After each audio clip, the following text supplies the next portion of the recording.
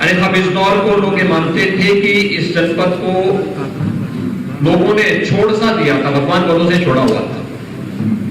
यहां पर विकास के कार्य नहीं हो पाते थे, यहां पर किसानों की सुनवाई नहीं होती थी, यहां पर पेशेवर माफिया और अपराधियों को सत्ता का संरक्षण प्राप्त होकर के उन्हें अराजकता फैलाने की पूरी छूट दी जाती थी।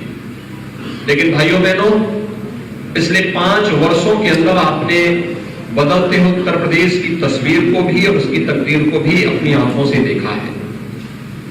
ये वही उत्तर प्रदेश है जिस उत्तर प्रदेश में 5 वर्ष पहले हर तीसरे दिन एक दंगा होता था, बड़े बड़े फसाद होते थे, बेटियां स्कूल नहीं जा पाती थी, घर की महिलाएं मार्केट नहीं जा पाती थी, किसान परेशान था, न उसकी उपज का क्रय होता था और न ही किसानों को किसी प्रकार का कोई सम्मान ही मिल पाता था, न गन्ना मूल्य का भुगतान ही हो पाता था।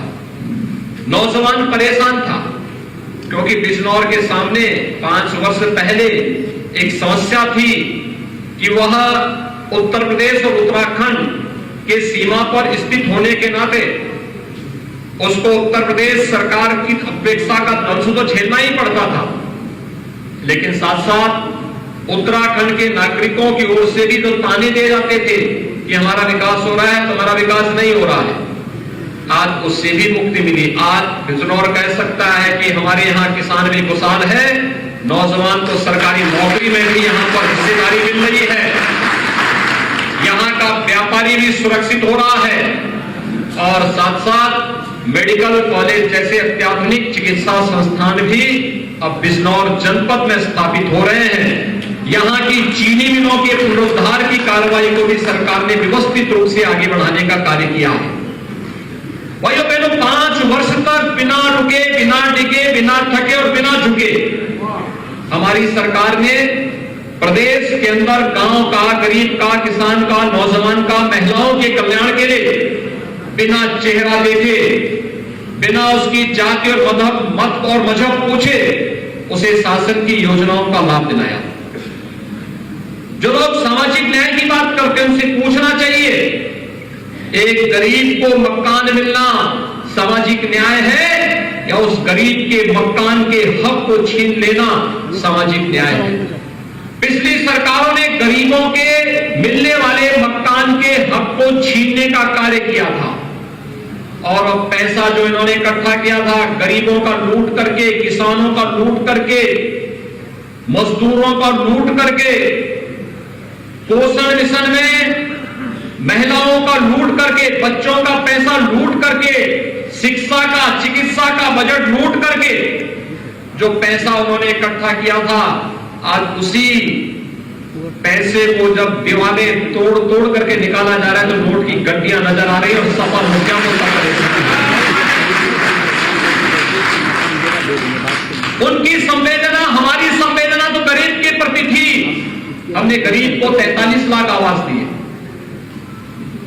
गरीबों के लिए 2 करोड़ 61 लाख शौचालय बनाए, हर मजरे तक बिजली पहुंचाने का प्रयास किया, हर गरीब को रसोई गैस के कनेक्शन दिलाए। कोरोना कालखंड में अकेले आपका बिजनौर जनपद 44 लाख वैक्सीन की डोज दे चुका है और प्रदेश में यह लक्ष्य हम लोगों ने 25 करोड़ 34 लाख से भी लोगों को वैक्सीन की डोज दे चुके हैं। 15 करोड़ लोगों को फ्री में राशन दे रहे हैं और डबल इंजन की सरकार थी तो राशन की डबल डोज भी दी जा रही है।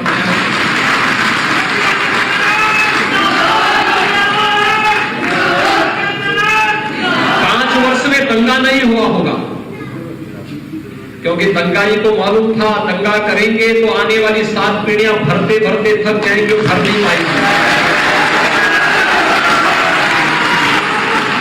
लेकिन भाइयों बहनों, हमारी संवेदना तो स्पष्ट थी, गरीब के प्रति, नौजवान के प्रति, महिलाओं के प्रति, व्यापारी के प्रति, समाज के प्रत्येक तबके के प्रति। हमने चेहरा देखकर योजनाओं का लाभ नहीं दिया, सबका साथ, सबके विकास की भावना के साथ इन योजनाओं को पहुंचाने का कार्य किया। लेकिन सपा हो या बसपा या कांग्रेस, इनकी नीति भी खराब थी और नियत भी खराब थी। ये चेहरा देखते थे, चेहरा देखकर के योजनाओं का लाभ देने का प्रयास करते थे, पर वो भी आधा अधूरा, क्योंकि पूरा तो उन्होंने कभी दिया ही नहीं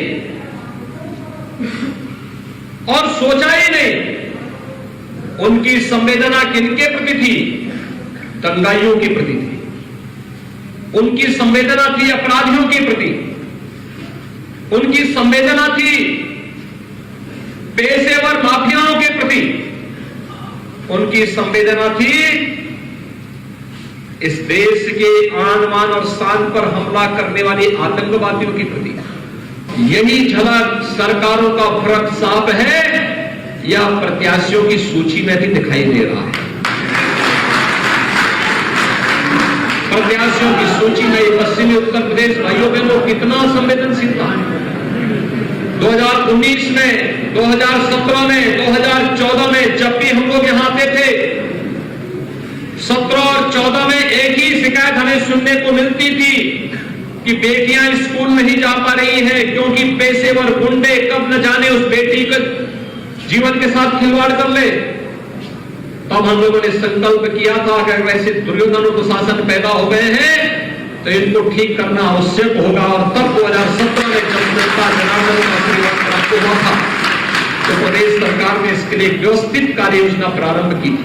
आज उसका परिणाम हम सबके सामने देखने को मिल रहा है और इसलिए भाइयों बहनों आज हम सब आपके साथ आने आए हैं आपसे एक अपील करने के लिए। ये कोरोना कालखंड है, कोरोना के नियमों का पालन करते हुए हमें अपनी सभाएं करनी पड़ रही है। सीमित संख्या इसमें रहेगी, उससे ज्यादा संख्या में लोग नहीं आ सकते, लेकिन आप में से हर एक व्यक्ति को भारतीय जनता पार्टी का प्रतिनिधि बन करके एक एक व्यक्ति तक पहुंचना होगा और बोलना होगा।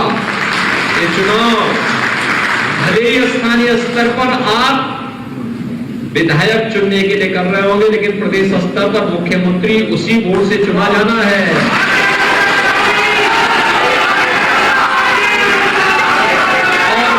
और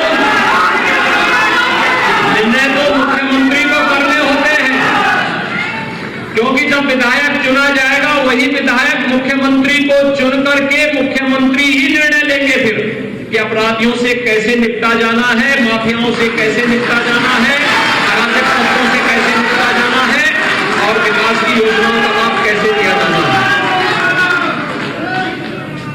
सपा बसपा कांग्रेस ये कभी नहीं बोल सकती है कि परित्राणाय साधूनां विनाशाय च दुष्कृतां। ये वे नहीं बोल सकते, यह केवल भारतीय जनता पार्टी बोल सकती है और भारतीय जनता पार्टी इसीलिए आपके पास आई है।